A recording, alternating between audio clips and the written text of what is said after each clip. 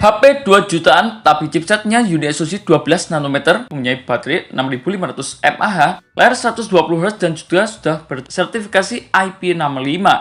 Ini HP entry level paling tahan banting tahun ini atau cuma marketing doang? Halo guys, balik lagi di forum gadget. Di video kali ini kita bakal ngebahas kelebihan maupun kekurangan daripada Vivo Y05 yang baru resmi diumumkan di pasar tanah air. Kita mulai dari kelebihannya terlebih dahulu. Kelebihan yang pertama yakni berbekal baterai jumbo 6500 mAh. Ini adalah monster di kelas harganya. Ini bukan baterai biasa, baterainya 6500 mAh sudah mendekati tablet kecil. Untuk pemakaian normal, scrolling TikTok, WhatsApp, YouTube, atau Google Maps bisa tembus 1,5 sampai 2 hari pemakaian normal. Buat driver online, pekerja lapangan, atau orang tua yang jarang ngecas, ini cukup menarik banget.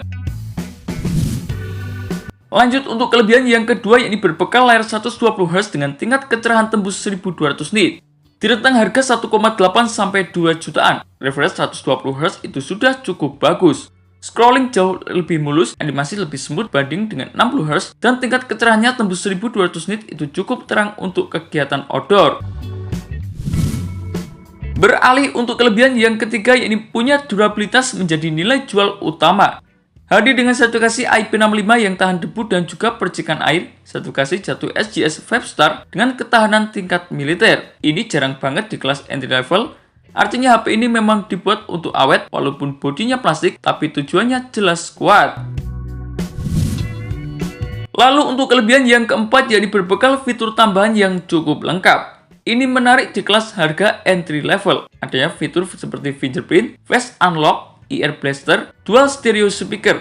Ear Blaster ini underrated banget. Dual stereo speaker juga bikin pengalaman menonton lebih imersif. Walaupun cuma satu mic, jadi perekaman audio mungkin lebih terlihat standar. Namun kalian harus pertimbangkan hal-hal berikut ini. Yang pertama adalah dari segi performanya. Performanya cukup realistis, mengingat memakai chipset UniSoC T7225 dengan fabrikasi 12 nanometer. Ini bukan chipset gaming, ini adalah chipset harian untuk kegiatan sosial media, YouTube, marketplace, gaming ringan seperti Mobile Legends di settingan rendah. Semua itu masih cukup oke, tapi jangan terlalu berharap multitasking berat atau PUBG di settingan terlalu tinggi. Didukung dengan eMMC 5.1, jadi loading aplikasi nggak secepat dengan penyimpanan berjenis UFS. Sementara kekurangan yang nomor 2 yakni RAM dan juga media penyimpanannya cukup namun cuma biasa saja. Berbekal RAM 4GB LPDDR4X di tahun 2026, RAM 4GB itu sudah batas minimal nyaman. Untungnya ada varian 128GB dan plusnya lagi ada 2 nano SIM dan juga 1 micro SD terpisah. Ini penting banget buat yang butuh dual SIM dan juga tambahan memori.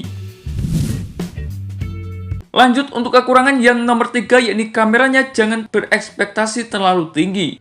Di bagian punggung ada kamera belakang berlensa 8 megapiksel, sementara di bagian depan ada 5 megapiksel. Adanya lampu flash dan juga auto lag.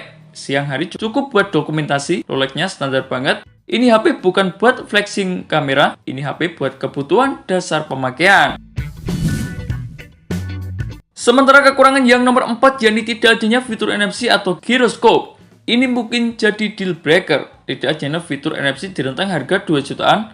Artinya tidak bisa top up money secara langsung. Yang kedua, tidak adanya fitur gyroscope hardware. Game FPS terasa kurang optimal. Di rentang harga 2 jutaan, beberapa kompetitor sudah menyematkan fitur ini. Jadi ini menjadi minus yang cukup terasa.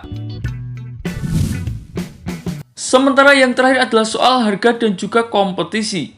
Di pasar tanah air, varian RAM 4GB dengan media penyimpanan internal 64GB dibanderol seharga Rp1,89 juta.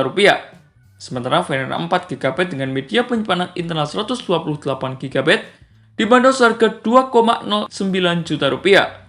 Di rentang harga 2 jutaan, saingannya cukup banyak. Dan di sini kalian harus mikir, mau HP dengan performa, mau HP dengan spek kamera, atau cuma mau HP baterai dan juga durabilitas yang cukup oke. Karena Vivo Y05 jelas fokus ke baterai dan juga ketahanan.